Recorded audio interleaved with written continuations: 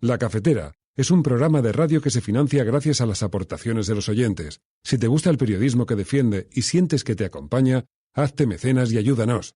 Infórmate en radiocable.com/mecenas. Buenas, mi nombre es John y después de llevar escuchando La Cafetera desde el último año de universidad, después de hacer el máster, de estar trabajando en cosas que no eran de lo mío, este año por fin he conseguido un puesto de investigación en una empresa además cerquita de casa y por fin puedo hacerme mecenas.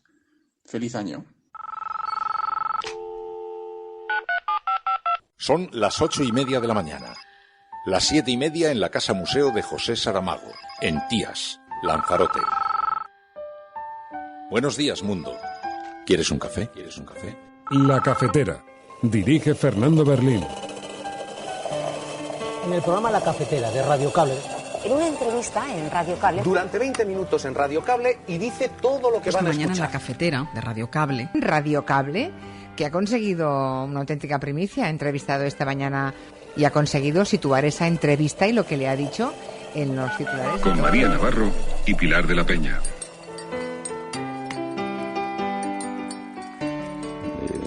Ángel Gabilondo, pues efectivamente ha manifestado que no iba a recoger su acta. Yo lamento todas las especulaciones que sobre este caso se han dado. Lo lamento. Lo lamento porque creo que se derivan de ignorar la calidad y la dignidad de Ángel Gabilondo. Voy a pedir a los miembros de mi ejecutiva que aprueben la petición a la Ejecutiva Federal para que nos autoricen a celebrar primarias ya, respetando los plazos que establecen los estatutos del partido y que sea un proceso, sobre todo, transparente y con garantía. No hay más salida que la unión. Recuperar ese partido que tiene que ser el PSOE de Andalucía, de altura de miras, sin empujones. Quiero anticiparles que en virtud de las atribuciones que tiene la Ejecutiva Federal del partido, pues hemos decidido abrir el proceso de primarias en Andalucía y proceder en junio a la elección de la candidatura a la presidencia de la Junta. En cuanto a la incidencia acumulada tras el estado de alarma y en particular para algunos grupos de población, yo creo que hay herramientas suficientes para poder controlarla, pero no deja de ser un punto de preocupación. No tanto porque no existan las herramientas, sino porque puede haber una falsa percepción de lo que implica el fin del estado de alarma. El fin del estado de alarma no implica el fin de las medidas de control. Estuvimos muy proclives en un principio a plantear la continuidad durante al menos un mes del toque de queda, porque ha sido claramente muy eficaz. Sin embargo, esta disposición inicial que teníamos nosotros y otras comunidades autónomas, yo creo que está ahora mismo en un punto muy delicado. De hecho, hemos solicitado informes jurídicos de distinto tipo a nuestros servicios jurídicos y al Consejo Consultivo. We are ready to discuss how the US proposal for waiver on intellectual property protection for COVID vaccines could help achieve that objective. Argentina sostiene además un sólido compromiso con toda iniciativa regional o global destinadas a facilitar el acceso universal y equitativo a medicamentos, a tratamientos y vacunas, garantizando el acceso a estos bienes públicos globales. El presidente Sánchez lo puso en la mesa y yo creo que esta pandemia y esta situación requieren una respuesta de esta naturaleza. Creo que aquí esa frase que es bonita éticamente y que siempre decimos o nos salvamos todos o no se salva ninguno, pero yo creo que es literalmente verdad. Vivimos un mundo donde todo el mundo se mueve para todos los sitios. Si no estamos vacunados todos, esto no acaba de arrancar.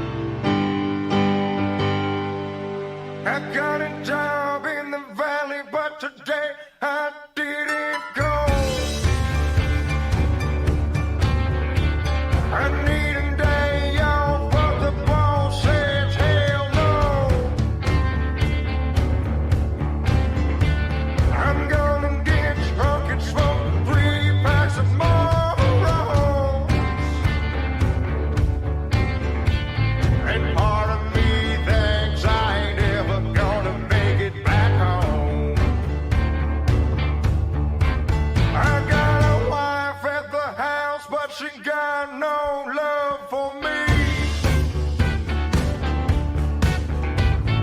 Flopped on the couch on her phone watching TV.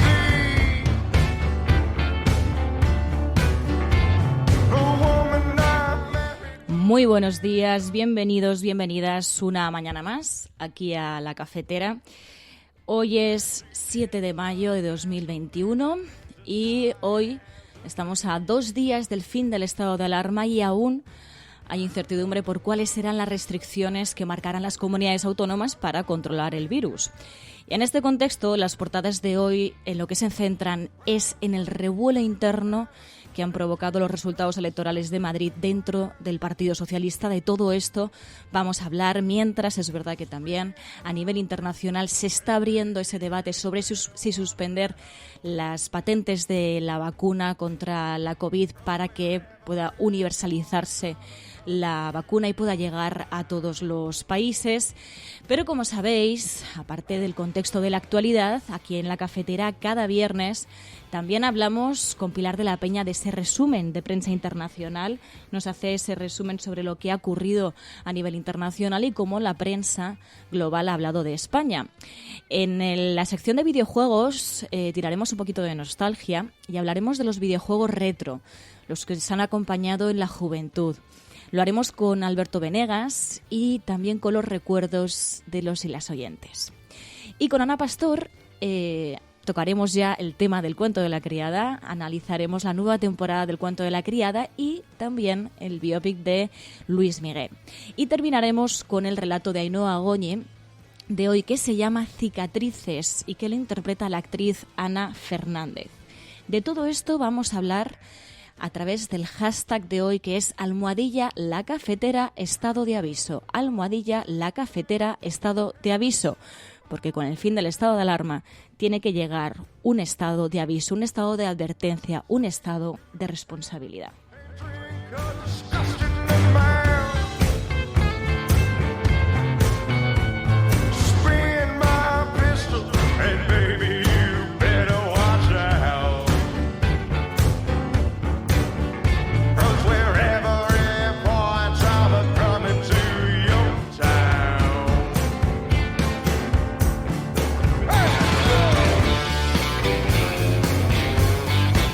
Y empezamos saludando a todas aquellas personas que se levantan pronto cada mañana para estar en este programa en directo. Muy buenos días, Chema, Carsus Víctor, Pipistrelo, Enrique Quesada ya está por aquí también, Mamen, Eddie, David Quirós, Enjoy the Silence, Leandro, Ángel también lo tenemos por aquí, Cristian González, Leandro, Signatus, Marcados. A todos y a todas muy buenos días, muy buenas tardes o muy buenas noches.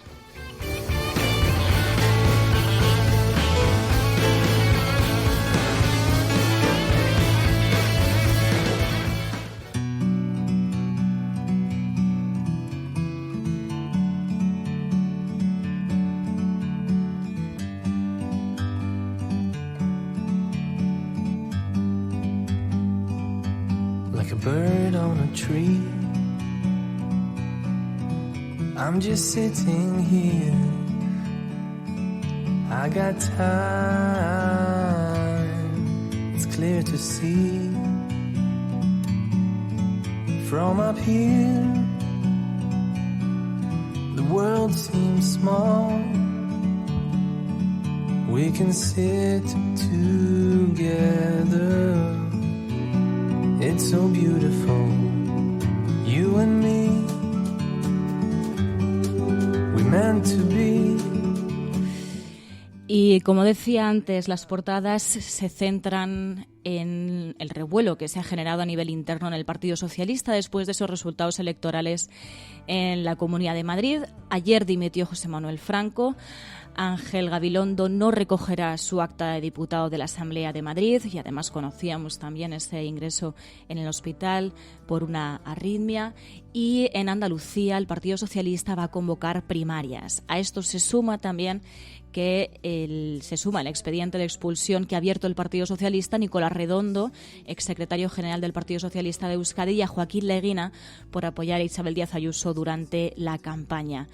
Sobre todo esto hablan las portadas El diario El País dice: el 4M abre la batalla por el poder en el Partido Socialista de Madrid y también de Andalucía. Gabilondo y Franco dimiten de sus cargos y Susana Díaz irá a primarias. También lo lleva el diario ABC. Dice que la derrota del Partido Socialista tensiona al partido en Andalucía y en Madrid.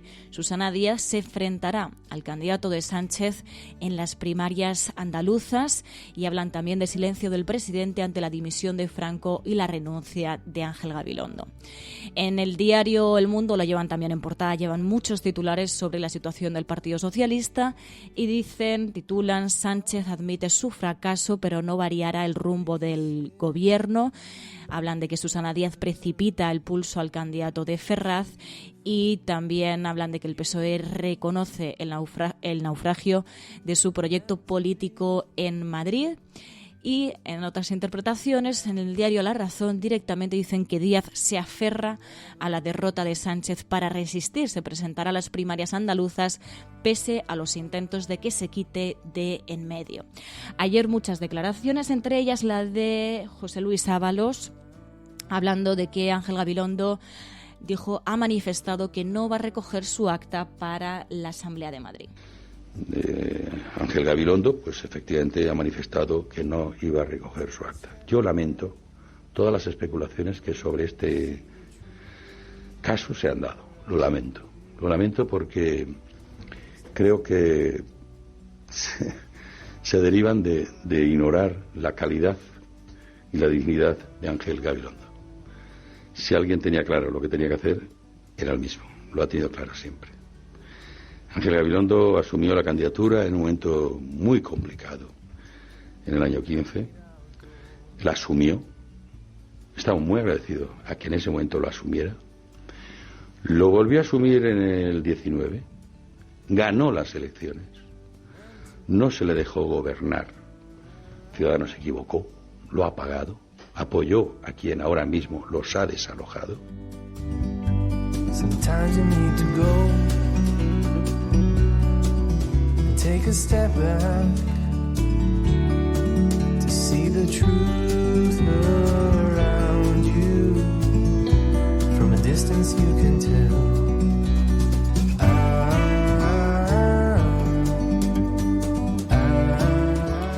Y como estáis apuntando también en el chat, ese movimiento de Susana Díaz, que ayer pedía esas primarias en el Partido Socialista de Andalucía, se lo pedía a Ferraz y bueno, se presentaba también como candidata. Voy a pedir a los miembros de mi ejecutiva que aprueben la petición a la Ejecutiva Federal para que nos autoricen a celebrar primarias ya, respetando los plazos que establecen los estatutos del partido y que sea un proceso sobre todo transparente y con garantías.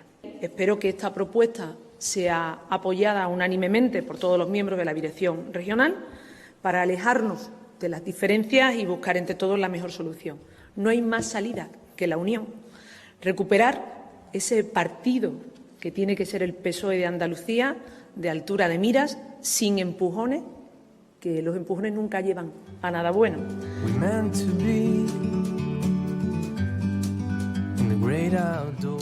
Decía sin empujones, así que bueno, pues empieza ese revuelo interno dentro del Partido Socialista y bueno, Ábalos confirmaba esas primarias del Partido Socialista en Andalucía para el próximo mes de junio.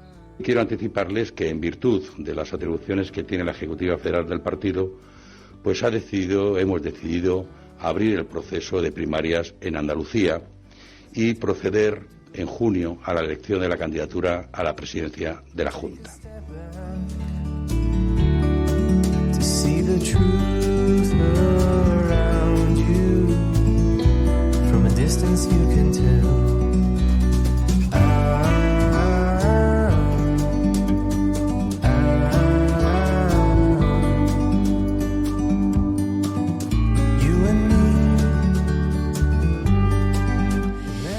Pero como decía, también otro de los asuntos es que este domingo 9 de mayo caería ese estado de alarma que permitía al gobierno pues implantar esas restricciones que llevamos ya muchos meses pues teniendo para controlar el virus. Ahora es responsabilidad de las comunidades autónomas implantar esas restricciones. Ya no habrá ese tan criticado mando único por algunas comunidades autónomas que ahora tienen que asumir esas restricciones. Es verdad que en algunas comunidades autónomas todavía no se sabe cuáles van a ser las restricciones, no queda claro cuáles van a ser y empiezan pues un poco la incertidumbre, ¿no? Desde el Partido Socialista, Ábalos decía, nos reafirmamos en esa decisión de no prorrogar el estado de alarma, de que termine el estado de alarma este 9 de mayo. Nos reafirmamos en la decisión de no prorrogar más allá del 9 de mayo el actual estado de alarma. Las comunidades autónomas disponen de instrumentos suficientes para hacer frente a eventuales picos de contagios y no es razonable mantener por más tiempo esta medida excepcional de restricción de los derechos fundamentales. Great outdoors, forever free. Sin embargo, también Fernando Simón nos recordaba a la población el fin del estado de alarma no significa el fin del virus. A la incidencia acumulada tras el estado de alarma y en particular para algunos grupos de población, yo creo que hay herramientas suficientes para poder controlarla, pero no deja de ser un punto de preocupación. No tanto porque no existan las herramientas, sino porque puede haber una falsa percepción de lo que implica el fin del estado de alarma. El fin del estado de alarma no implica el fin de las medidas de control. Las personas tienen que entender que las medidas que dependen individualmente de cada uno se tienen que seguir aplicando y las comunidades autónomas van a seguir aplicando muchas medidas que les permiten controlar la transmisión de la enfermedad.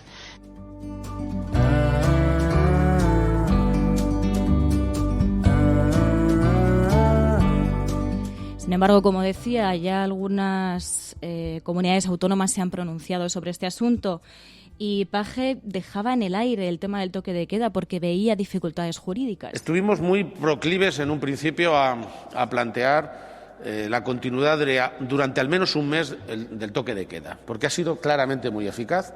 Sin embargo, esta disposición inicial que teníamos nosotros y otras comunidades autónomas, yo creo que está ahora mismo en un punto muy delicado. De hecho, hemos solicitado informes jurídicos de distinto tipo a nuestros servicios jurídicos y al Consejo Consultivo, porque no vamos a tomar ninguna decisión en torno al toque de queda que el día de mañana pueda ser revolcada en los tribunales sin haberlo estudiado muy bien.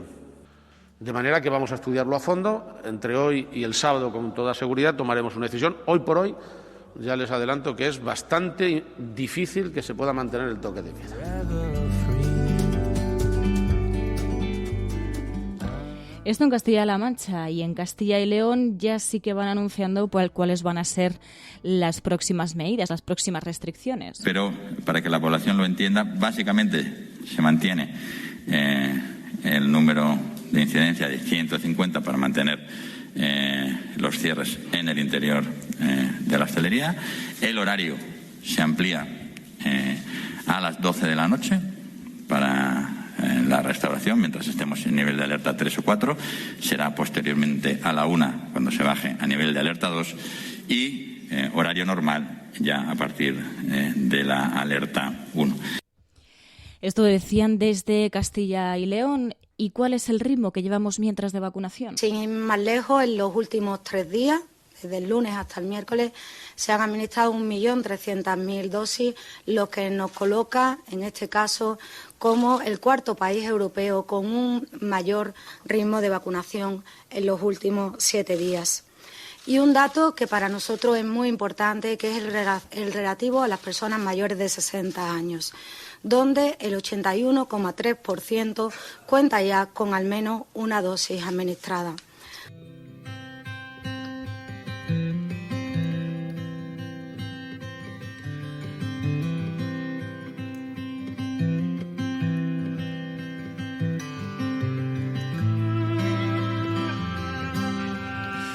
Como Como decía antes, sigue avanzando la vacunación, que es lo más urgente ahora mismo. De la vacuna va a depender la situación económica, social que tengamos y cuánto vamos a tardar en superar esta crisis. De hecho, Fernando Simón es verdad que daba ese toque de atención a la población diciendo que no nos podemos confiar con el fin del estado de alarma, pero también reconocía el compromiso que tienen los españoles y las españolas con la vacunación. Se está observando el gran compromiso de la población española con la vacuna. De hecho, los objetivos eran 70%, 80% de los mayores de 80 y los diferentes objetivos se han ido superando por ahora con creces. Puede tardarse un poquito más, un poquito menos, pero es que estamos vacunando por encima de los objetivos de cada grupo. Es cierto que el objetivo final, último, siempre es el total de la población, pero yo creo que el compromiso de nuestra población con la vacunación y con el control de la epidemia que tanto nos ha hecho sufrir, hay que destacarlo. Remember, yours is the heart that paints the world very best in the colors of your life.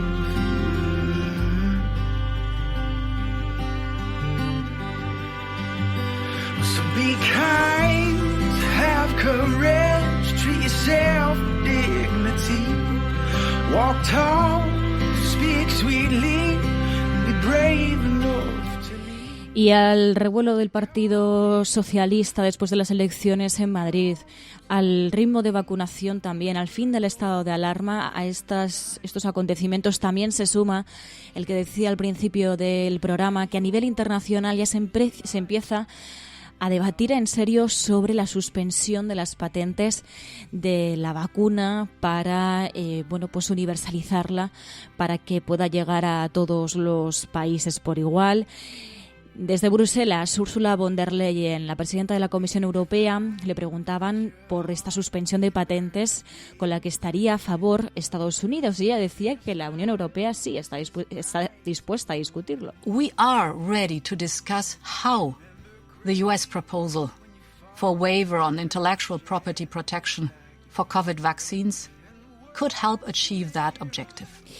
Y desde España también a Carmen Calvo le preguntaban en Onda Cero sobre la posición de Estados Unidos sobre esa suspensión de patentes de la vacuna. El presidente Sánchez lo puso en la mesa y yo creo que esta pandemia y esta situación requieren una respuesta de esta naturaleza. Creo que aquí esa frase que es bonita éticamente, que siempre decimos o nos salvamos todos o no se salva ninguno, pero yo creo que es literalmente verdad.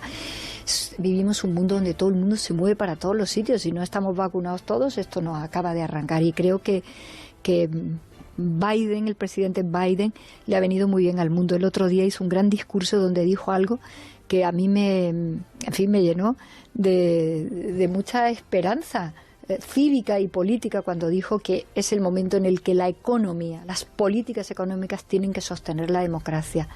Atentos, que es una gran posición política que el mundo necesita. Bueno, hablaba de la suspensión de las patentes, también de la posición de las nuevas políticas de Joe Biden en Estados Unidos. Y también aquí la secretaria de Estado de Sanidad nos recordaba que si no salimos todos de la pandemia no saldremos ninguna de esta situación. De que de esta pandemia, que es una pandemia global, tenemos que salir con soluciones globales. Y que si la principal herramienta que tenemos ahora mismo para el control de la pandemia es la vacunación, todos tenemos la responsabilidad de ayudar para que las vacunas lleguen a todos los rincones del mundo, ¿no? Es una reflexión que hemos compartido con ustedes en muchas ocasiones. No saldremos si no salimos todos juntos. No se puede quedar un rincón del mundo. En este sentido, tanto el Gobierno de España como la Unión Europea consideran a las vacunas como un bien público. Y está como una premisa, ¿no?, en el corazón de toda la estrategia europea, generar una capacidad para esa solidaridad y esa llegada de vacunas. Ahora mismo estamos en un proceso de debate y de intentar ver cuáles son las soluciones más adecuadas para que de forma eficaz y lo más rápido posible las vacunas lleguen. Podrán decir todos los periódicos del mundo lo que quieran. Secessionist parties in Catalonia have wasted no time following the reconvening. Vamos a esta hora con información de último minuto. A esta hora en España, el ex vicepresidente del gobierno... En España finaliza el recuento de votos en los comicios municipales y autonómicos con una participación del... En las últimas semanas hemos podido comprobar cómo los medios de comunicación internacionales... Imagínense cualquier lector de la prensa extranjera que descubre que al que se propone para el Banco Mundial... A Spanish nurse who helped treat 2 Ebola victims in Madrid has tested positive for the disease herself. Spain announced that a nurse is the latest to be diagnosed. Bueno, pues es viernes y abrimos ese capítulo para hablar de la información internacional, la manera en la que, así como lo afrontamos los viernes, la manera en la que los medios de comunicación internacionales han hablado de España, se han referido a nuestro país, y lo hacemos con Pilar de la Peña. Pilar de la Peña, buenos días. Hola, buenos días. Claro, jornada electoral, pues eso ha tenido un claro impacto en la prensa internacional, ¿no? Sí, muchísimo. La verdad es que estas elecciones, aunque fueran elecciones autonómicas, que normalmente en condiciones normales pues no tendrían tanto impacto, en este caso, dado que han sido claramente unas elecciones en clave nacional y los mismos candidatos, ¿no? Isabel Díaz Ayuso se ha esforzado especialmente en llevarlo a clave nacional, pues al final sí que han sido recogidas por buena parte de los principales medios de comunicación del planeta, ¿no? Prácticamente todos los conocidos se han hecho eco y han destacado el resultado. Lo que han destacado es sobre todo la victoria de la derecha y de Isabel Díaz Ayuso. En este sentido hay algunos calificativos de muy clara, de aplastante, arrolladora, impresionante, masiva. Es decir, algunos de estos términos se utilizan para describir esta victoria. Incluso el New York Times destaca que ha conseguido lo que muy poquitos políticos han conseguido en España desde 2015, ¿no? Que es una clara victoria, o sea, un claro triunfo electoral, con lo cual se ha instalado esta percepción de que, bueno, frente a la izquierda, además, ha sido para la izquierda, además, ha sido una gran debacle, y que además provoca un cierto terremoto para la política española y obliga a replantear algunas cosas, ¿no? Que es uno de los análisis que también hacen bastantes medios internacionales, más allá de destacar el éxito del Partido Popular, que en cierta forma rearma a la derecha en España, porque también es bastante recogido y destacado la práctica desaparición de Ciudadanos, desde luego en la Asamblea de Madrid, y ya se interpreta que incluso en clave nacional podría suceder también, con lo cual permitiría al Partido Popular rearmarse y realmente plantear un escenario diferente en la política española. Hay varios corresponsales que de hecho hablan de terremoto. Por ejemplo, la corresponsal de Le Monde, Sandrine Morel, señala que además esto pues cambia un poquito el escenario actual, que deja muy solo, terriblemente solo a Pedro Sánchez. Otro, por ejemplo, de The Economist, Michael Reed, decía que claramente se va a enfrentar a mayores dificultades, y esta idea de que la izquierda ha quedado tocada de estas elecciones, pues sí que se instala, y hay varios medios internacionales que lo ponen de relieve, ¿no? También es verdad que no todos consideran que se puede hacer una extrapolación de estos resultados a nivel nacional, y también hay algunos que señalan que pese a que ha sido un triunfo muy claro del Partido Popular y de Ayuso, por ejemplo, no ha conseguido la mayoría absoluta y va a seguir dependiendo de Vox, que también es uno de los factores en la ecuación que llama la atención de los medios internacionales y que se pone de relieve. Ha habido otros asuntos también, claro, la dimisión de Pablo Iglesias, que tuvo una extraordinaria repercusión aquí en España. ¿En el exterior ha tenido esa repercusión o parecida? Pues muy parecida, de hecho, en algunos momentos, como además se produjo casi a la vez que se confirmaba la victoria de Ayuso. De hecho, en algunos medios empezaron titulando antes con la renuncia de Pablo Iglesias que con la victoria de Ayuso en las elecciones. Realmente Pablo Iglesias es una figura que ha tenido muchísima proyección en el extranjero y en buena parte sobre todo en Europa, en la prensa europea, pues se le señalaba y se le consideraba una de las figuras de referencia referencia para la izquierda, uno de los ejemplos para la izquierda europea.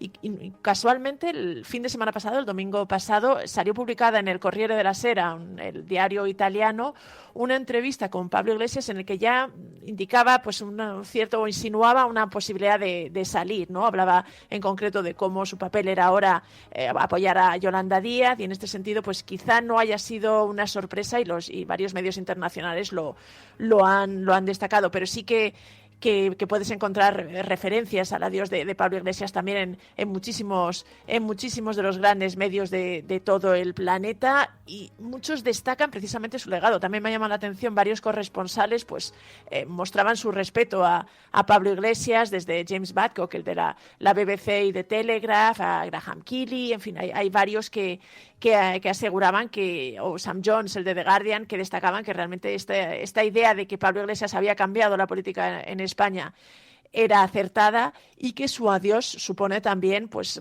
un reto para la izquierda, y que veremos a ver cómo se va gestionando. Algunos también recordaban un poquito que también Pablo Iglesias ha sido una de las figuras más polarizadoras. El Financial Times, por ejemplo, pues vinculaba el adiós de Pablo Iglesias con el resultado electoral en Madrid, señalando que precisamente, aunque Iglesias había intentado que su presencia sirviera para unir a la izquierda y movilizar, en el fondo, parte del éxito de Isabel Díaz Ayuso podía achacarse a la propia presencia del líder de Podemos. Pero ya te digo que sí que ha sido una noticia muy destacada, rivalizando prácticamente con el resultado de las elecciones.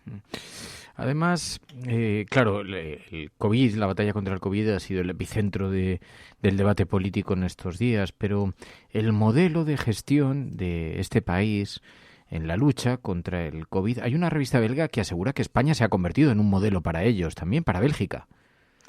Sí, la verdad es que, no sé si recordarás, la semana pasada también comentábamos un artículo de Le Monde, del diario francés, que planteaba, lo que pasa es que el diario francés lo planteaba un poco con una dicotomía, ¿no? Hablaba de, ¿se puede considerar un éxito o es un espejismo los buenos datos de España en esta cuarta ola de la pandemia? Y se va instalando, porque este artículo en una revista belga que se llama Le Vif, pues incide un poco en esta idea, ¿no? Que a pesar de que España fue señalada como uno de los casos más preocupantes en la primera y la segunda ola de la pandemia, la situación en este mismo momento es bastante mejor que en otros puntos de Europa, y sobre todo lo es sin haber adoptado unas medidas tan restrictivas como las que hemos estado comentando que hay en Francia, en Alemania, en Italia o incluso en Bélgica. Y esto es algo que sí está llamando la atención de los medios internacionales, no solo Madrid, en este caso, se habla de toda España, y se habla, en concreto esta revista belga, de 3 factores que el gobierno español había conseguido, digamos, apoyar o en los que se había basado para conseguir esta situación, y que hacía que realmente la cuarta ola pues se estuviera pasando con unos datos mucho mejores que el de sus vecinos, ¿no? En concreto, pues mencionaba entre los 3 factores el gran impacto que dejó la primera y la segunda ola de la pandemia, que había provocado que precisamente la población española fuera más receptiva y estuviera cumpliendo mejor las restricciones y las normas sanitarias que se estaban imponiendo. Pero el segundo factor que ponían de relieve es que precisamente estas medidas o estas restricciones habían sido más flexibles que en otros puntos de Europa, y eso había permitido, digamos, un mayor cumplimiento, ¿no?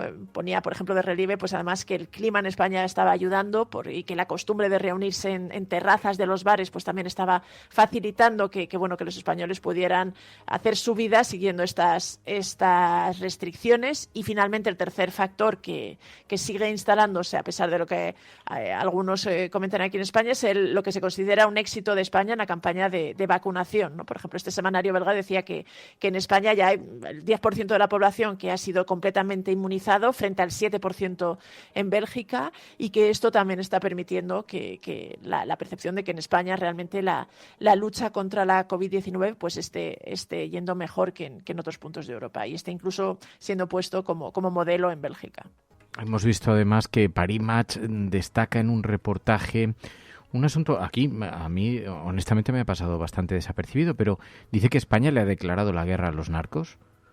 Sí, la verdad es que a mí también me llamó la atención. Se trata de un reportaje del semanario francés que pone precisamente de relieve los esfuerzos que ha hecho España en los últimos años para luchar contra las bandas de traficante de droga, que de hecho destaca que hace apenas 2 o 3 años reinaban un poco en el país, sobre todo en el sur del país. De hecho ponen en concreto la zona del Campo de Gibraltar como ejemplo, y en ese sentido consideraba que España había reaccionado ante algunas de las imágenes y de las noticias que se escucharon, y uno de los aspectos que más destacaban era la creación de una unidad de élite especializada en la lucha contra los narcos dentro de la Guardia Civil, y de hecho el reportaje pues acompaña a una de estas unidades durante una semana y detalla un poquito cómo han sido los esfuerzos y cómo se estaba luchando desde España contra los narcos, ¿no? Ponía especialmente de relieve que por ejemplo, que esta unidad lleva a cabo al mes casi 4 operaciones, es decir, prácticamente una semana, grandes operaciones contra estas bandas de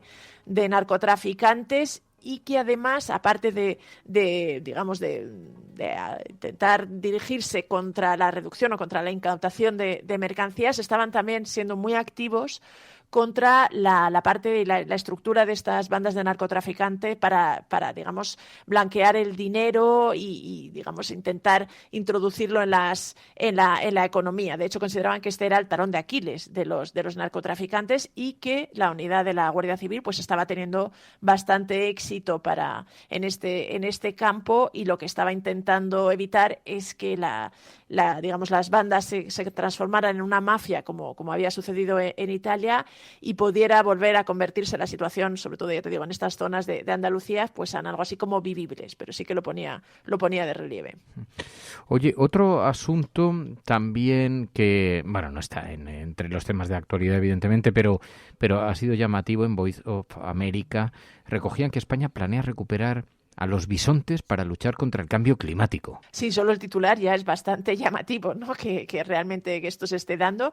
Y realmente yo era una historia que tampoco había oído hablar, pero es un artículo de Graham Keely, el corresponsal británico aquí en España, que para Voice of America pues publicaba este reportaje en el que detallaba cómo, a pesar de que prácticamente se habían extinguido, aunque llegó a ser pues un símbolo de realmente un símbolo icónico tanto en Estados Unidos, ¿no? con la época de los indios, pero incluso aquí en España recordaba que en las pinturas rupestres en la Cueva de Altamira pues había bisontes, que era un animal que había existido siempre. Sin embargo, prácticamente se había extinguido, pero que en España había varios proyectos que estaban recuperando, que de hecho habían tenido bastante éxito en recuperar la población de bisontes, que en apenas una década había pasado de poco más de 20 ejemplares a 150, y que ahora uno de los proyectos que se estaba desarrollando en España era intentar incentivar que pudieran, digamos, pastar en bosques y en zonas de matorrales con cierta libertad, porque habían descubierto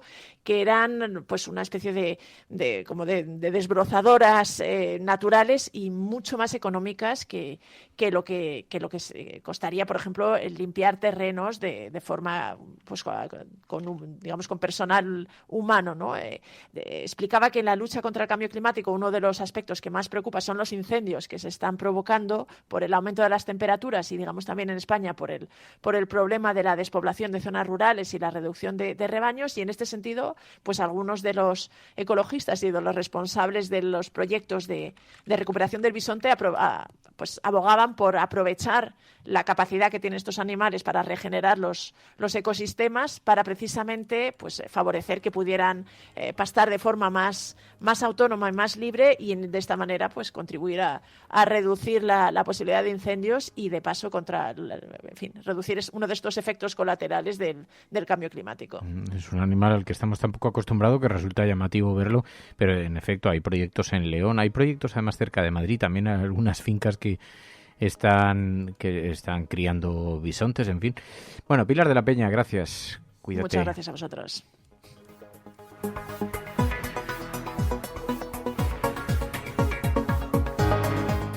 ¿Pero vamos a poder hablar de spoilers o no, Ana? No. Pero es que es que es imposible hablar de esta serie sin hacer un pequeño resumen de lo que ha ocurrido. Resumen sí, spoiler no. La Cafetera y Neutral presentan Plata o plomo.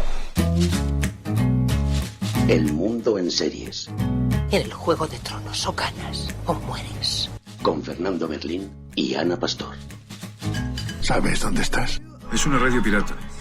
De la zona neutral. Nos recuerda un poco por qué luchamos.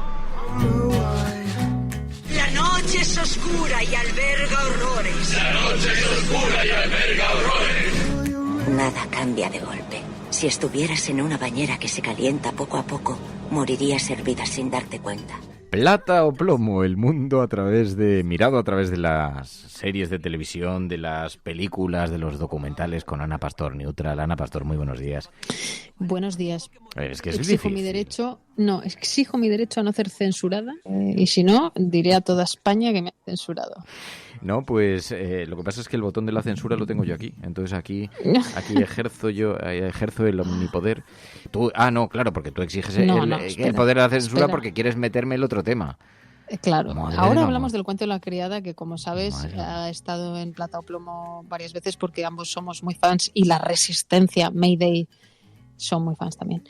Pero déjame, por favor, que te hable de la serie de Luis Miguel. Es que no entiendo que no pueda hablar de la serie de Luis Miguel. Pero, ¿no ves que yo, si en el fondo trato de protegerte? No, voy a contarte una La cosa serie que de Luis no Miguel, sabes. mira, yo... Escúchame.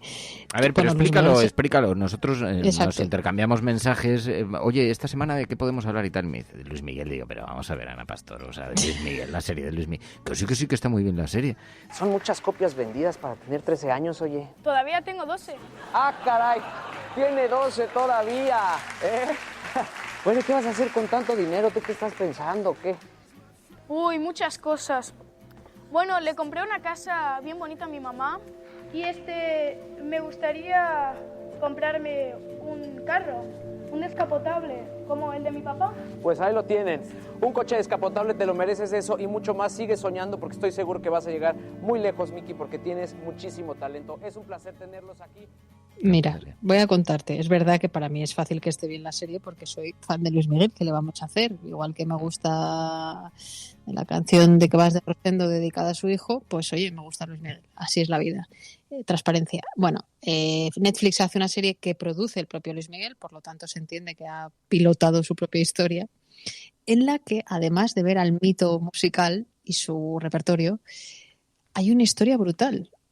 Tú no lo sabes, Fer, pero Luis Miguel tiene una herida, y ahora ya me pongo seria, muy profunda por la desaparición de su madre. Su madre estaba casada, italiana, con un español de Cádiz, quiero recordar, que en la serie lo interpreta brutalmente Óscar Jaenada, que explotó a Luis Miguel desde que era pequeño de una manera brutal. ¿Vas a dejar que metan a tu hijo en la cárcel? Pues Miki, si necesitas dinero, vuelve con tu padre. Vuelve conmigo, coño. No seas ingrato como tu madre. ¡En tu puta vida vuelvas a hablar mal de mi mamá! ¡Levante la puta madre! ¡Oye! ¡En tu puta vida! Escúchame bien. No te quiero volver a ver hasta que me digas la verdad de mi mamá. No te pienso ayudar en nada. Hasta que no me devuelvas al lugar donde me corresponde. Salte de mi vida.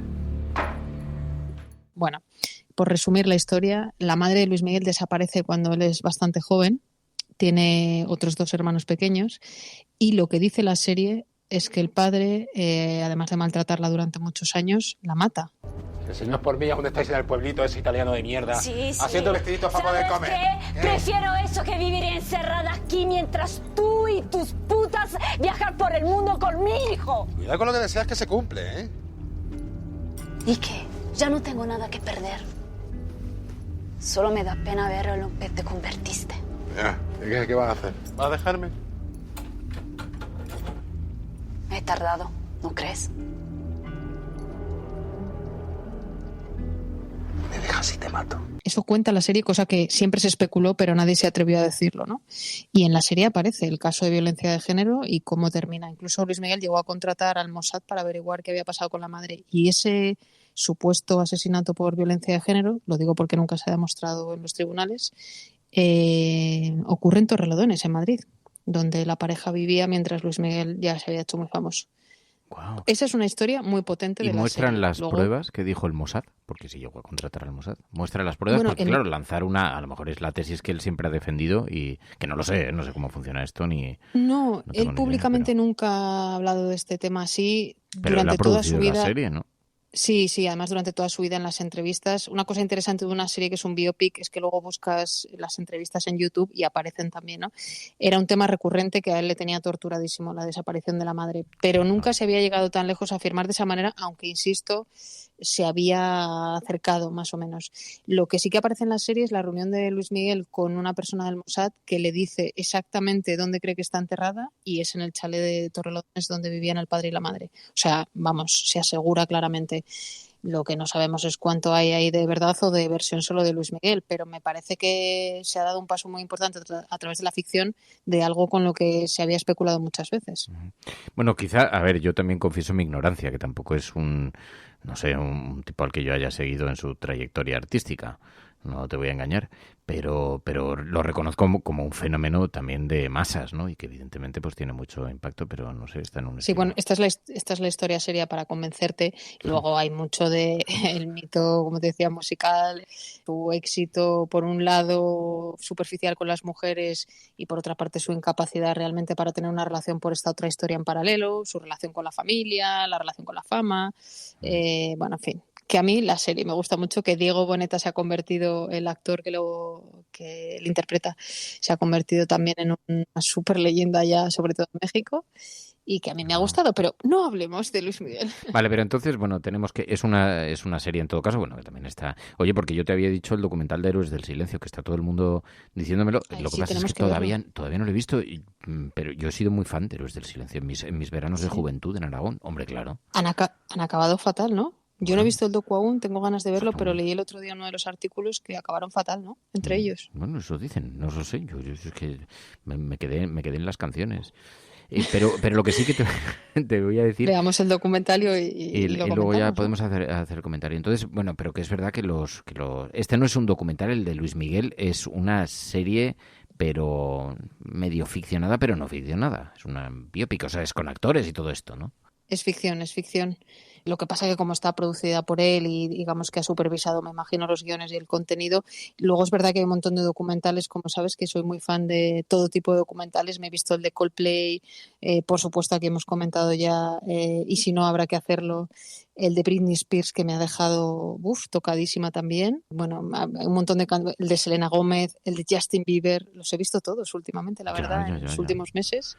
Totalmente. Pero todos tienen un día le tenemos que dedicar a eso una parte. Cuando veamos el de Héroes del Silencio, todos tienen la subida a la fama y el descenso a los infiernos. Sí. Y las drogas. Fundamental también ese capítulo en todos ellos, sí. Es verdad. El precio de la fama. Y especialmente en los niños Disney. Bueno, pues mira, es un capítulo para hablar. Bueno, pero vamos al lío, porque la cuestión es que, en efecto, se estrenó esta nueva temporada del Cuento de la Criada. Había una extraordinaria expectación y como además...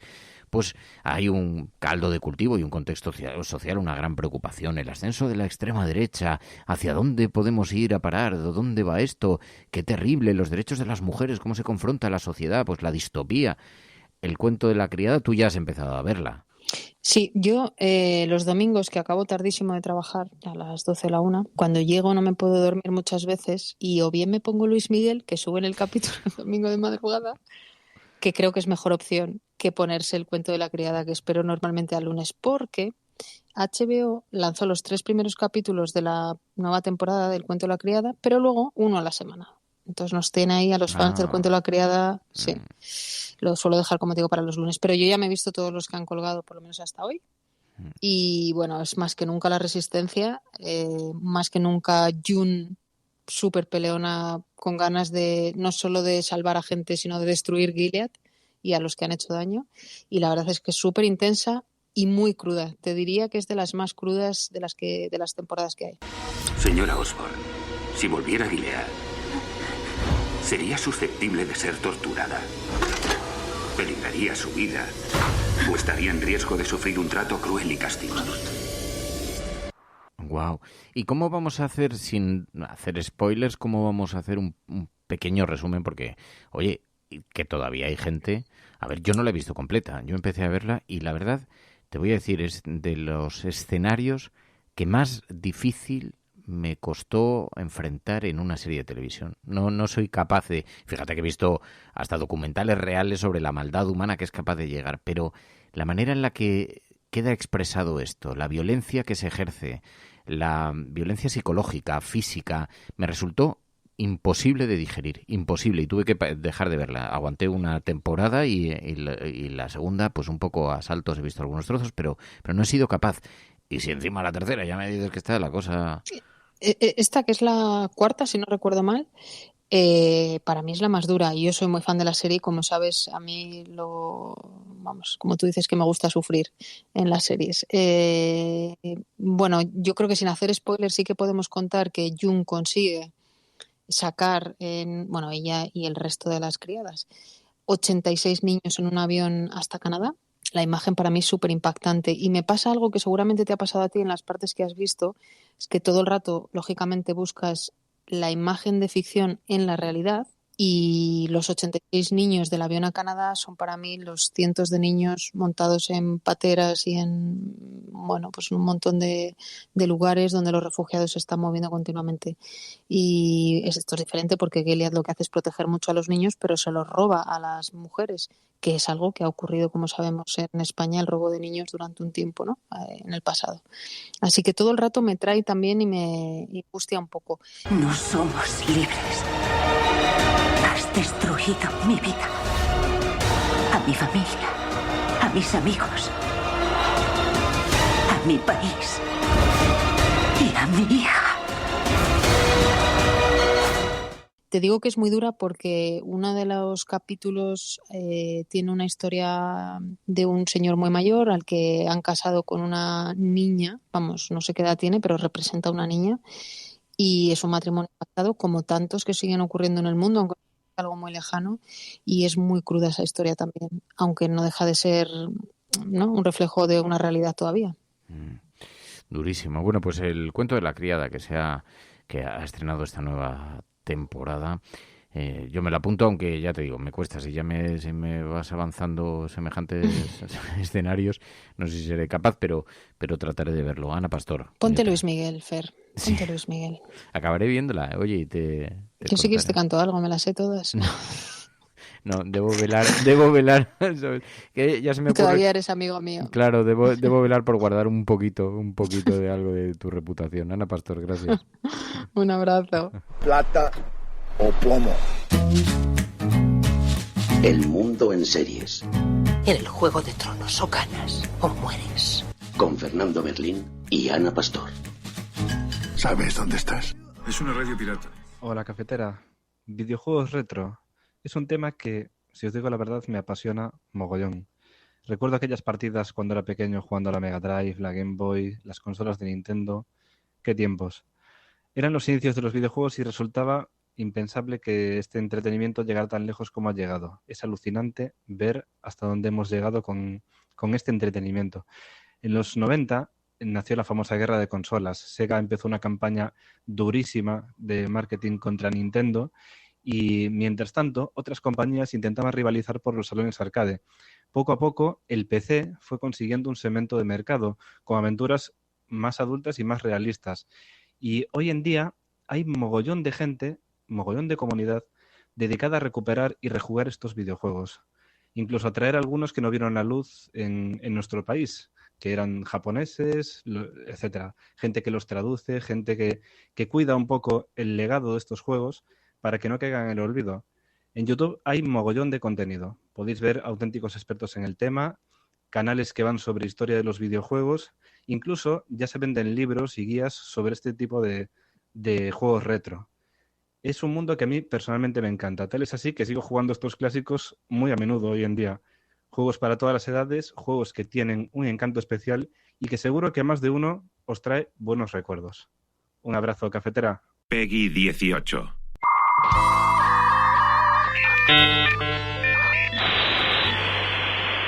Uno de los juegos retros que recuerdo con más cariño, o que recuerdo más, aparte de toda la saga de Mario y los Zeldas, es uno que se llamaba Scorched Earth, que era un juego de tanques que estaba en MS2. Le tengo mucho cariño porque fue el primer juego multijugador que jugué en mi vida y lo jugaba en clase de informática con mis compañeros de clase, que parece increíble, pero nos dedicábamos a hacer eso y era mucho más divertido, evidentemente, que aprender a usar el Word o el Excel.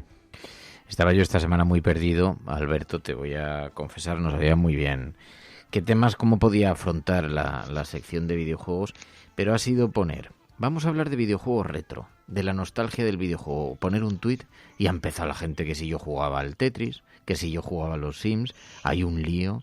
Los primeros videojuegos, Alberto Venegas, muy buenos días. Buenos días, Fernando, ¿qué tal? Claro, basta tocar la tecla de la nostalgia, me decía Alberto. Yo creo que ese es uno de los elementos, ¿no? Basta tocar la tecla de la nostalgia para saber que los videojuegos, claro, los que somos de una generación, yo tengo 46 años, es que me acompañan prácticamente toda la vida. Yo sí vi el nacimiento de los videojuegos, hay una generación que no los ha visto, que ya los ha visto crecidos, pero yo sí vi el nacimiento de los videojuegos y el efecto de nostalgia es muy importante. Claro, es fundamental y de hecho pues, es algo que está muy en nuestra época, ¿no? Eso de mirar el pasado un poco sin responsabilidad ninguna y pensando solo en los buenos momentos que pasamos en la pantalla y claro, es un elemento que cada vez está cobrando casi más fuerza en el videojuego. Tal vez el punto de inflexión lo viví con un juego que se llama Breath of Fire 2 de Super Nintendo, ahí a principios de los 90. Con ese juego aprendí inglés, con ese juego lloré y ese juego me cambió completamente la forma de ver los juegos RPG clásicos. Mira, pregunta en Twitter Héctor Juanatey, ¿el Monkey Island ya lo consideramos retro? Ostras, sí, ¿no? El Monkey Island, sí. Sí, por supuesto que sí, pero como luego han salido remasterizaciones, reediciones, en fin, y ya parece que lo han casi modernizado, pero el original, por supuesto que podríamos considerarlo ya reto, porque es de los primeros 90. Joder, es que fíjate, hay algunos mensajes, la verdad es que es una pasada. Ina Robles, nuestro bombero que se resistió a cargar armas que iban destinadas a Arabia Saudí, que montó una campaña de resistencia brutal, también ha contestado el mensaje y dice Ina, hombre, yo jugaba a Elvira, Mistress of the Dark, dice, en un PC con pantalla EGA, dice, y no sé si eran 10 o 12 disquetes. Brutal para la época, Elvira. O sea, yo hay títulos que no los reconozco tampoco, pero claro, hay que recordar que uno los cargaba en cinta o en disquete y que podía estar a lo mejor una hora cargando un videojuego. Sí, es cierto, y incluso juegos que quizás son más recientes como Doom, que en el 93 también aparecieron en una gran cantidad de disquetes, y incluso el primer Broken Sword, que era algo que ya no acordamos. Yo soy del 88, yo no recuerdo lo de hace los tantos disquetes, pero sí es cierto que incluso se recuerda con nostalgia ese momento de estar esperando a que se inicie el videojuego en la pantalla. Sobre los videojuegos retro que he jugado recientemente, Final Fantasy VII, que fue el primer juego de rol que me marcó muchísimo, un juegazo para mí, y luego el Final Fantasy VIII, esto es de antes del 2000, me parece, y curiosamente el Final Fantasy VIII ya en aquella época hablaba de lo valiosa que sería la información, que yo decía, vaya chorrada, pero bueno. Y un juego que también me gustó muchísimo fue el Monkey Island. Empecé, porque entonces todavía no habían consolas para esos juegos. La cosa es que ahora hay una especie de vuelta a lo retro en esta materia, los que somos ya de una cierta generación, que incluso los regalamos a nuestros hijos, hasta el punto de que, por ejemplo, las consolas, viejas consolas antiguas de videojuegos, ahora salen en versión pequeñita, claro, con todos los juegos ya instalados, con todos los juegos en su interior. Apenas hay algunas imitaciones que apenas ocupan el tamaño de una tarjeta de crédito, pero que tiene, yo que sé, 200 juegos ahí metidos. Pero hay un revival, ¿no? Por supuesto, Nintendo lo ha sabido ver muy bien y su consola, la primera consola, la NES, que fue la primera videoconsola que podíamos llamar la más popular porque se generalizó de una forma brutal en los 80, pues ahora la están vendiendo en formato coleccionista realmente, porque como comentaba, hay un dato muy curioso de que no se juega a esos videojuegos. La gente la ha comprado para tenerla como un objeto de coleccionista, pues que le recuerda un poco a esas tardes frente al Zelda y Super Mario. Y yo lo he visto incluso en tiendas en tiendas como Natura, que de pronto venden consola con 300 juegos por 15 euros. No son este revival de reeditar consolas, ¿no? Pero te encuentras con un montón de juegos, por ejemplo con el Tetris. O el Tetris es más difícil de licenciar, pero algunos parecidos de Marcianitos, etcétera, que también forman parte del nacimiento del mundo de los videojuegos, ¿no? Claro, son, al fin y al cabo son creaciones que nos han acompañado durante muchos años y es lógico que sigan presentes en nuestra vida, claro. Mi nombre es Javier El videojuego que marcó mi infancia es Star Wars. Es un videojuego que jugaba con mis amigos Raúl y Sergio y Javier.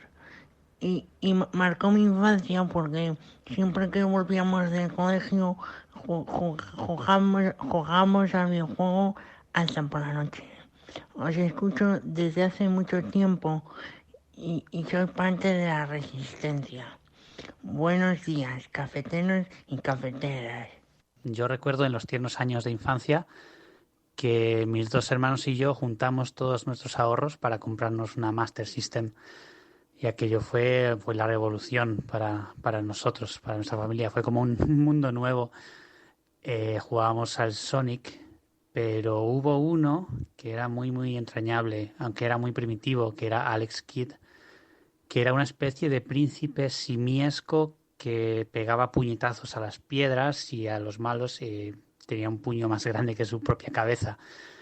Y que jugaba con los malos a piedra, papel o tijera, y tenías que ganarles al juego para poder matarles. ¿Cómo se pueden ejecutar en la actualidad? Creo que la Biblioteca Nacional, me contabas, incluso los está archivando. Pero claro, para ejecutar esto... Claro, hay un problema verdadero, que es el tema de la conservación del videojuego.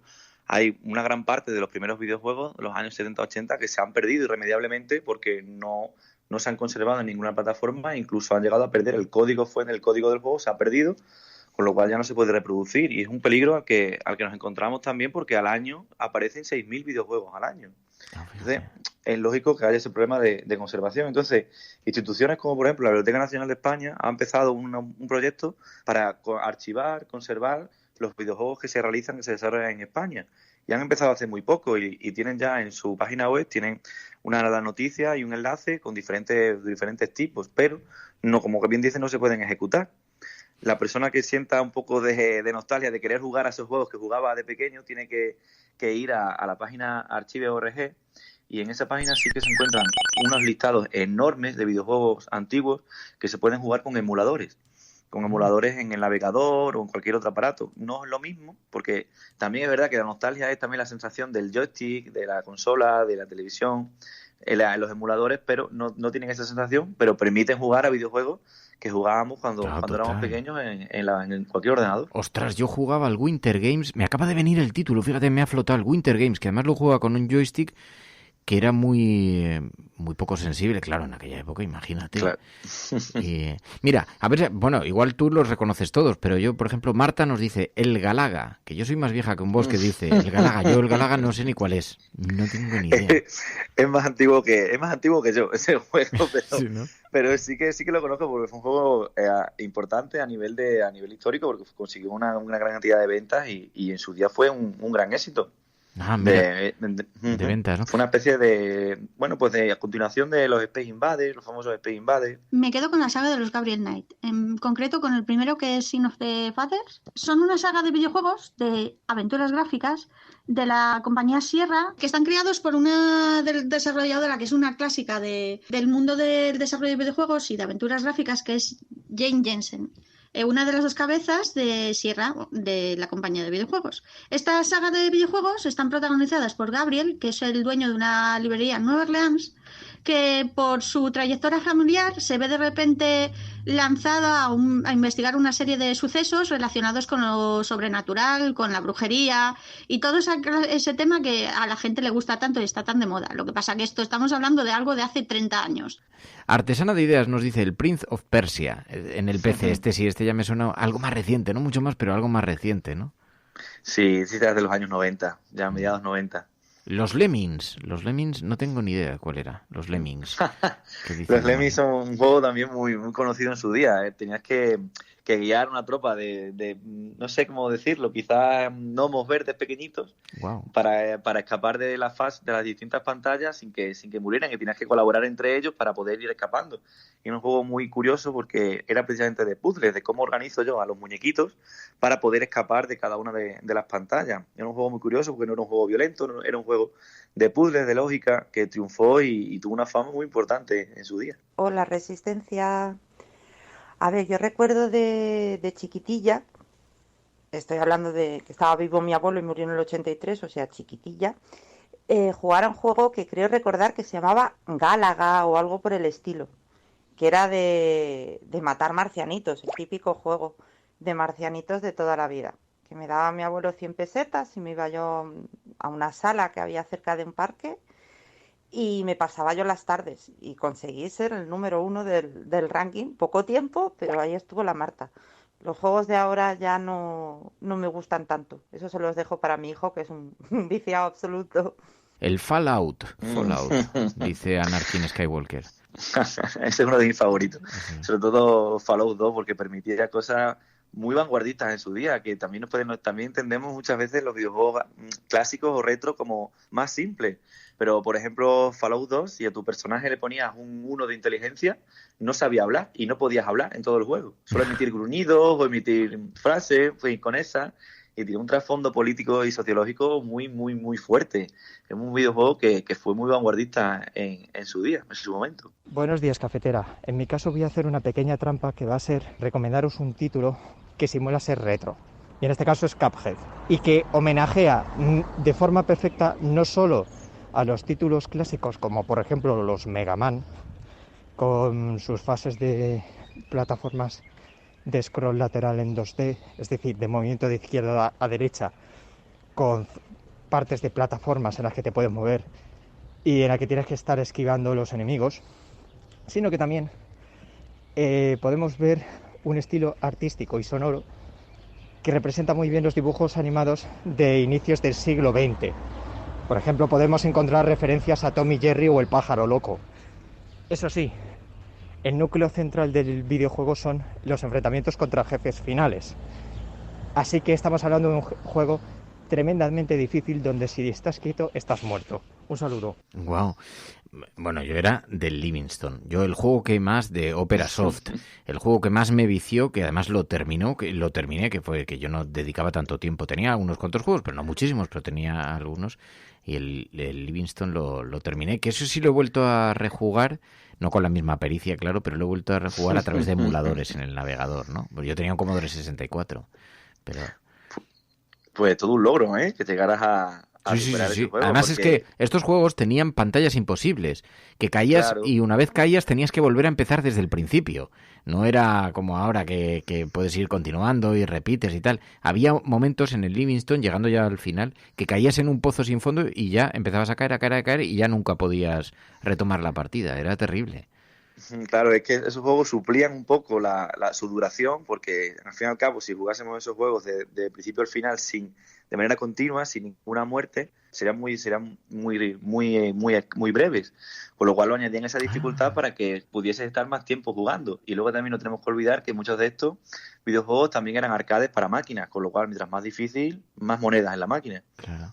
Tiene que haber arqueólogos de esto que recuperen ordenadores, pero yo he visto alguna vez en Instagram, me ha saltado alguno, que tengan ordenadores muy, muy antiguos, con monitores muy, muy antiguos y que se mantengan en la conservación de esto, ¿no?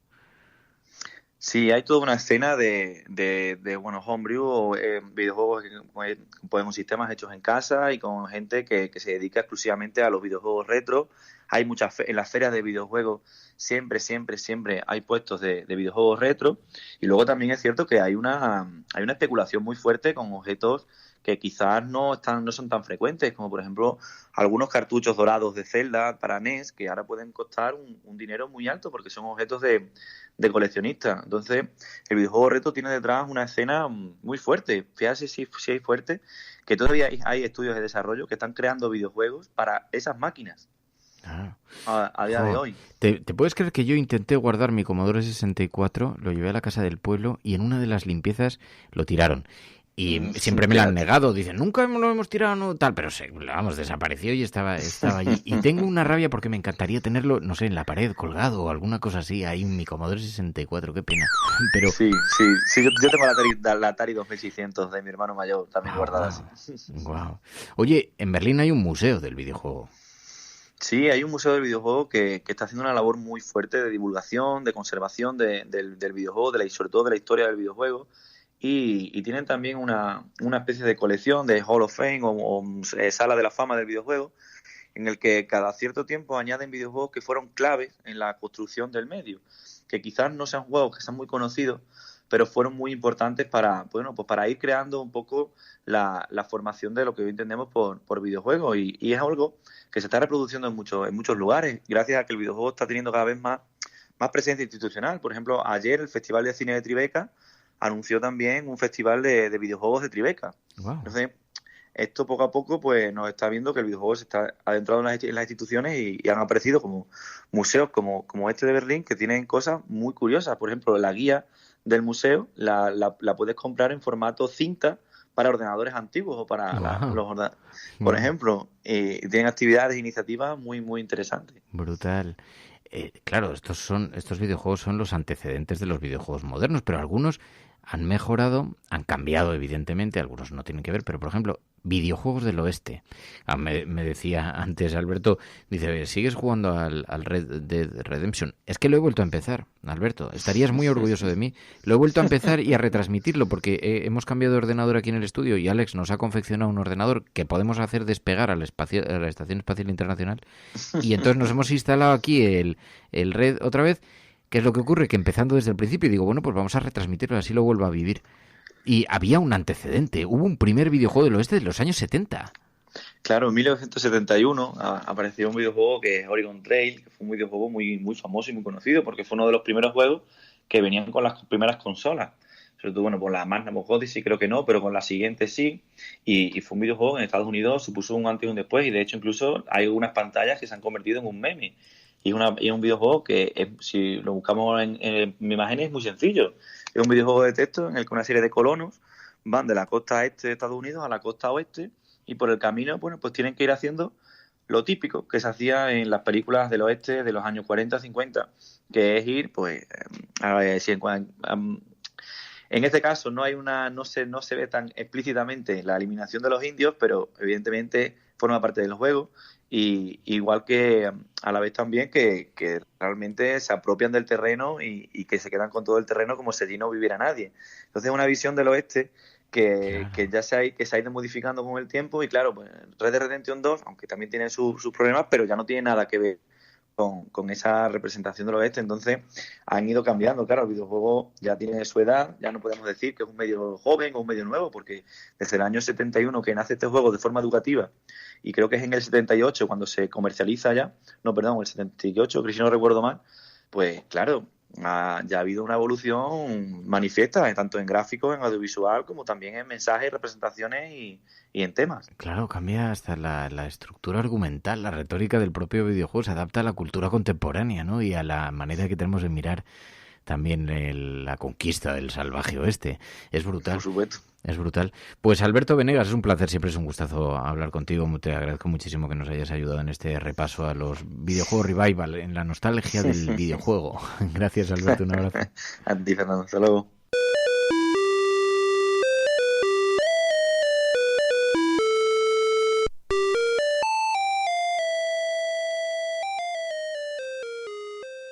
La Cafetera presenta los relatos de Ainhoa Goñi.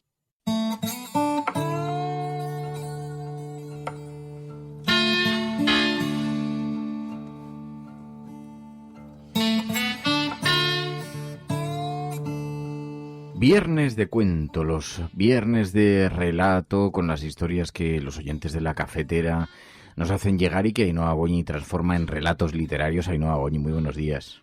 Muy buenas, ¿cómo estás? Bien, bien, con muchas ganas de escuchar el relato. Bueno, que sepas, no sé si lo has escuchado esta semana, que el relato de la semana anterior recibió grandes elogios y ha habido palabras de mucho cariño de la audiencia. Algo he oído.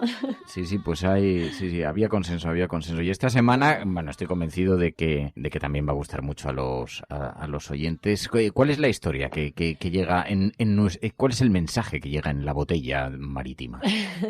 Pues mira, el anterior, como tú decías, bueno, era en apoyo al trabajo de los médicos, de tantos enfermeros que han estado trabajando y que siguen trabajando durante la pandemia.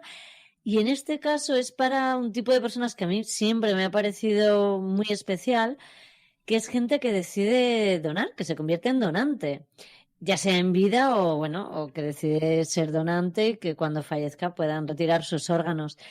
Y es una historia de una donación. y aborda un poco las dos partes. Evidentemente una persona fallece, ¿no? Pero bueno, en mi pensamiento lo he dirigido hacia todas esas personas que gracias a la generosidad de muchos, bueno, pues pueden tener una segunda oportunidad, ¿no? Como a veces yo siempre digo bueno, donar sangre, que es algo muy sencillo, puede llegar a salvar 3 vidas. Una única bolsa de una persona, pues cuando una persona fallece puede darle una segunda oportunidad a muchísimas otras, ¿no? Entonces me he basado en esta parte positiva de la donación. Alguien se va, pero con ello da muchísima vida. Bueno, es en efecto una metáfora maravillosa porque además, oye, tantas cosas que hablamos de nuestro país, España, fíjate, en materia de donación de órganos, está a la cabeza del mundo en donación de órganos. Hay un espíritu de generosidad y de solidaridad que de vez en cuando merece la pena que recordemos para que no lo veamos todo tan tenebroso, tan oscuro, tan gris, ¿no? No, totalmente. Igual que los profesionales que están ahí son además expertos, sabes que tenemos a muchísimos médicos expertos en trasplantes, bueno, desde Cábadas, que ha hecho cosas excepcionales con miembros, con brazos, con rostros, a personas que hacen todas las semanas trasplantes de hígado, de corazón, ¿no? Y eso es gracias a todos esos donantes que, bueno, pues se escriben un día cualquiera y que deciden eso. Irse, yo creo que es una dentro de la tristeza de esa situación, evidentemente, saber que con eso estás contribuyendo a que muchas personas, ¿no? Porque puede ser el corazón, pueden utilizar tus pulmones, los ojos, que de repente recuperan una parte de su vida que habían perdido. O todo, como es la salud, creo que es algo maravilloso. Y esas personas... En efecto, y donar sangre es un ejercicio sencillo. Tan sencillo, fácil, yo lo digo siempre. De solidaridad y de generosidad. Bueno, pues... Oye, y te dan hasta... Yo siempre digo lo mismo, te dan hasta un bocata, te dan una Coca-Cola, ¿qué más? Y encima es que los enfermeros y las enfermeras son... maravilloso. Yo es que, bueno, yo voy siempre al mismo y bueno, yo soy muy fan de ellos, soy muy fan. Me río siempre mucho con ellos. Hoy va a poner la voz a este relato la actriz Ana Fernández. Ana Fernández, muy buenos días. Hola, buenos días. Bueno, en primer lugar, gracias de corazón. Hemos tenido ahí una confrontación técnica. Bueno, yo tampoco me llevo muy bien yo con los aparatos. Pero tenemos el privilegio de contar hoy con la voz de Ana Fernández. ¿Qué tal estás? ¿Cómo te encuentras? Pues muy bien, estoy en Sevilla porque actuamos el fin de semana en el Lope de Vega con la Casa de Bernarda Alba, que ha dirigido José Carlos Plaza, y como, bueno, yo soy de aquí y tengo a mi madre y a mi familia aquí, pues me he venido unos días antes para respirar la primavera sevillana, que está preciosa la ciudad en estos momentos. Ah, qué suerte, qué envidia. ¿Y qué tal estáis? Claro, llevando la Casa de Bernarda Alba, bueno, siempre es una obra de teatro maravillosa, pero en estos tiempos tan extraños, tan raros, donde el teatro, nos decía el otro día un actor, que queda la impronta del coronavirus, todo lo que se está viviendo, se traslada un poquito de los espectadores a los propios actores, que hay una suerte de frialdad que hay que romper con mucha más fuerza, ¿no? Yo lo que noto es una emoción más profunda y un aplauso lleno de agradecimiento hacia el hecho teatral. En los aplausos de este montaje, y también estoy en otro, que es El Grito, que hemos estado en el Fernán Gómez y también tenemos algo de gira. Yo siento que el aplauso del final, por supuesto, es como siempre, ¿no? A la historia, a los actores, al trabajo, pero hay un añadido de emoción y de agradecimiento al hecho teatral y a la vida, ¿no? Yo creo que el espectador también agradece el poder en una sala, en una butaca, recibiendo una historia y una energía. Yo creo que se celebra desde un lugar más profundo. Ah, claro. Así que estás con 2 proyectos teatrales ahora. Sí, estuve en Madrid hasta hace muy poquito con El Grito, en el Fernán Gómez. Se estrenó La Bernarda hace unas semanas y estamos de gira todo este año hasta terminar en el Español, que lo haremos en el 22, fíjate. Yo estoy muy sorprendida y muy agradecida también. Claro. Porque en estos momentos, además, estamos en una producción con La Bernarda de 8 actrices y 3 técnicos, ¿no? Y en El Grito somos 7 actores y actrices y también técnicos, o sea, son espectáculos grandes, ¿no? Y están siendo muy bien recibidos y para nosotros es un regalo. Claro, en la casa de Bernarda Alba estás con Luisa Gabasa, con Ruth Gabriel, con Zaira Sí, Montes, Zaira, Rosario Pardo. Consuelo Trujillo hace Bernarda, Rosario Pardo, Que Monse. es un reparto Sí. fantástico, fantástico. Y estáis en Sevilla. ¿Cuánto vais a estar? ¿8 y 9 de mayo? Estamos sábado y domingo. Ujú.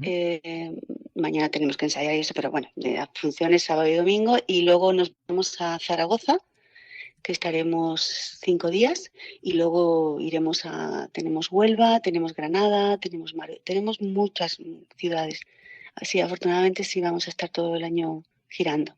Hay previsto estar en Barcelona unas 5 semanas en agosto. Fantástico. Sí.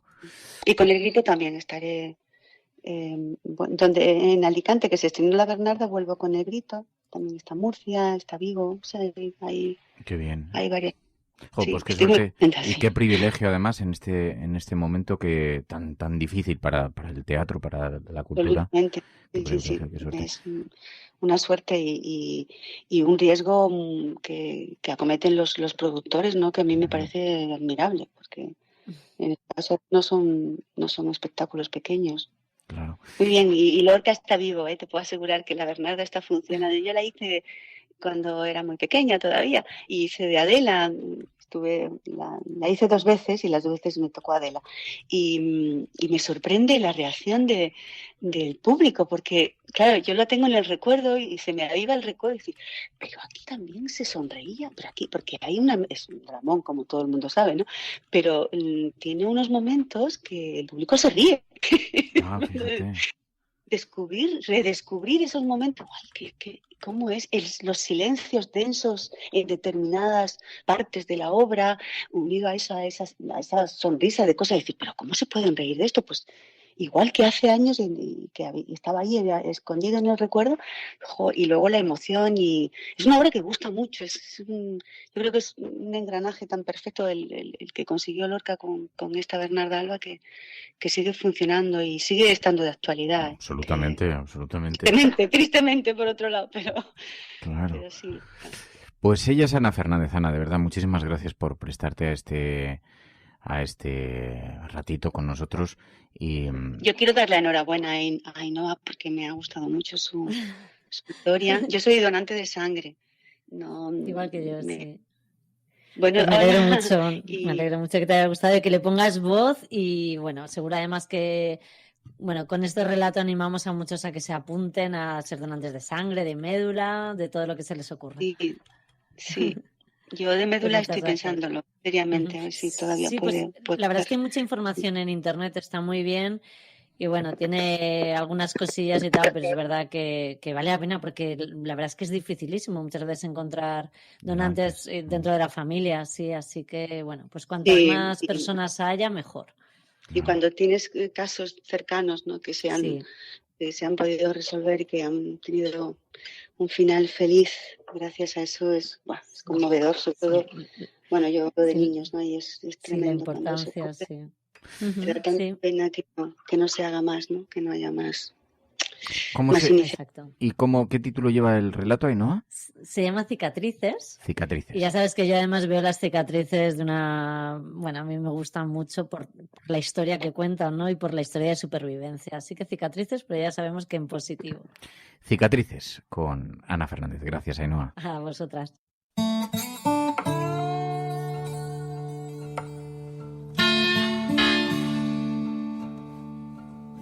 Un ruido me sobresaltó. Me desperté poco a poco. La somnolencia se había apoderado de mis párpados y me costaba notar la luz que entraba por la ventana. Extremé la atención en el sonido y centré mis energías en escuchar lo que me rodeaba. ¡Pip! ¡Pip! ¡Pip! Pero no conseguía abrir los ojos. No sabía exactamente lo que había pasado en las últimas horas, pero intuía esa sala fría con miles de ojos escudriñándome sin parar, siempre en el centro de la sala, siempre con gente observándome, siempre bajo las luces. Me habrían quitado el camisón delante de todos, pensé, y me empecé a sonrojar de nuevo. Me moría de vergüenza. No siempre eliges tu destino. No siempre podemos seleccionar esos pequeños detalles que marcan el día a día y que te hacen diferente a los demás. Y yo nací con algo diferente, algo que había que cambiar y que me había conducido a aquella habitación. El corazón es un órgano muy particular. Este músculo empuja de forma constante sangre rica en oxígeno al cerebro y a las extremidades. Y luego transporta sangre pobre en oxígeno desde ahí hasta los pulmones, para obtener oxígeno de nuevo y que el camino vuelva a comenzar. Y así una y otra vez. La sangre llega a la aurícula derecha del corazón, se mueve al ventrículo derecho y es impulsada dentro de las arterias pulmonares. Todo tiene su ritmo. Todo sigue su paso calmado. Todos saben qué deben hacer. ¿Cuál es su papel? Después de recoger oxígeno, la sangre vuelve al corazón y sale hacia los tejidos del organismo a través de la aorta. Siempre me ha parecido un ejercicio muy complicado. ¿Por qué no olvida el corazón lo que tiene que hacer? El camino empieza de nuevo una y otra vez, cuando tu corazón bombea sin parar y late de forma rítmica y elegante, sin sobresaltos. Puedes tener entre 60 y 100 latidos por minuto y que sea normal. Ser normal. Entra y sale sangre. Entra y sale vida. Pero ¿qué pasa si tu corazón se olvida del sentido de ese latido? ¿Qué pasa si olvida que cada ratito que pasa sin latir, mi vida corre peligro? Mi cabeza da vueltas. Ya recuerdo dónde estoy. Recuerdo qué hago aquí. Sabíamos que el tiempo se acababa. Pum, pum, pum. Ahora late suavemente mi corazón. Durante meses pensé en silencio el dolor que me produciría tener un nuevo corazón, si es que lo encontraban a tiempo. Tenía que asumir que mi supervivencia dependía de la muerte de alguien joven, probablemente, porque alguien debía morir para que yo siguiese viviendo. Una vida se va y otra vida recibe una nueva oportunidad. Y luego pensé en que seríamos muchos, porque alguien recibiría sus riñones, alguien su hígado, y otra persona vería a través de sus ojos y captaría un mundo que esa persona ya desaparecida no podría ver. Cuando hace unas 24 horas por fin llegó la noticia, lloré por los dos, por la persona que acababa de morir y por mi suerte, porque mi familia lloraba y se abrazaba al otro lado de la puerta, esperanzada, y su familia lloraría y se abrazaría tras la puerta de otro hospital, ya sin esperanza. Di las gracias en silencio a los donantes. Mandé besos a las familias de los que se han ido. Qué bonito saber que, si te vas, tu partida, aunque romperá el corazón de los tuyos, llenará de vida a otras familias. Nos dará otra oportunidad. Nos hará ganar tiempo frente a esta muerte que nos acecha y que nunca llega tarde. Quiero que la ciencia avance. Quiero que el apoyo a la investigación sea constante, que los médicos puedan realizar experimentos, que mi próximo corazón, por ejemplo, crezca en un laboratorio. Pero ese tiempo aún no ha llegado. Prometo cuidar este corazón con mimo. Daré una nueva vida a ese corazón fuerte. Su muerte ha dado vida a muchas personas. Porque yo necesitaba un corazón. Pero en la tercera planta, María necesita un riñón. Marga, otros pulmones. Y sé que Pablo espera con ansias la llegada de un hígado. Y así, esas vidas que se van nos dan una nueva oportunidad para seguir configurando la nuestra, para volver a poseerla del todo, para que no parezca que vivimos de prestado, arañando días a la muerte. Tengo 80 por minuto, 80 latidos por minuto. Ahora tengo 80 latidos por minuto, como todo el mundo. Y aún así, sabía que ese corazón no estaría conmigo para siempre. que mi cuerpo, caprichoso e insolente, lucharía contra él durante años, porque los médicos ya me habían hablado de ese rechazo crónico de mi cuerpo a ese trozo desconocido al que acabaría dañando. Y a mí me tocaría entrar de nuevo en esa lista tan particular. Ese papel que dice que hay miles de personas como yo, esperando otra oportunidad, otro corazón. Pero ese momento aún tardaría en llegar. Esa era otra vida, otro partido, otra guerra. Mi camino ahora empezaba de nuevo. Me toqué suavemente las gasas que cubrían mi pecho y sonreí. Pensé en mi tatuaje eterno, en mi costura natural, en que mi cuerpo ahora y siempre me recordaría lo que había pasado. 1, 2, 3, 4, 5 y hasta 100 puntos, probablemente. Siempre he pensado que las cicatrices son recuerdos de que lo eterno no existe. Son tatuajes que te acompañan para que no olvides lo que has superado, las batallas que has vencido. Esas cicatrices te dicen que algo puede pasar. Esas marcas me van a recordar siempre que no soy eterna, que vivir implica actuar, sentir, amar, luchar, porque eso es vivir. La vida se abre paso poco a poco y ese motor que la impulsa funciona también a 80 pulsaciones por minuto. Tengo 80 latidos por minuto, me repito, 80 latidos por minuto. Mi lucha ha vuelto a empezar, porque los guerreros, a pesar de las cicatrices, siempre, siempre seguimos adelante. La Cafetera es un programa de radio que se financia gracias a las aportaciones de los oyentes. Si te gusta el periodismo que defiende y sientes que te acompaña, hazte mecenas y ayúdanos. Infórmate en radiocable.com/mecenas.